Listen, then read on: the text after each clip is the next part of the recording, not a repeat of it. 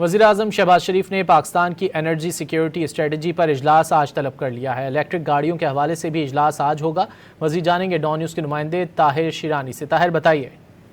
جی، وزیراعظم کی جانب سے دیگر کے بعد دیگر دو اہم اجلاس طلب کیے گئے ہیں۔ ایک اجلاس انرجی سیکیورٹی اسٹریٹجی پہ ہے اور دوسرا اجلاس پاکستان میں برقی گاڑیوں کے اڈاپٹیشن سے متعلق ہے۔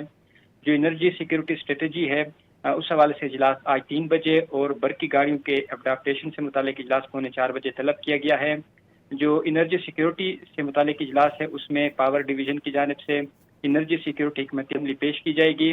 ملک کو توانائی کی ضروریات سے میں خود کفیل بنانے سے متعلق جو اقدامات کیے گئے ہیں اس سے وزیراعظم کو اور اجلاس کو آگاہ کیا جائے گا، اور توقع ہے کہ وزیراعظم کی جانب سے توانائی سیکیورٹی کے حوالے سے اہم ہدایات دی جائیں گی۔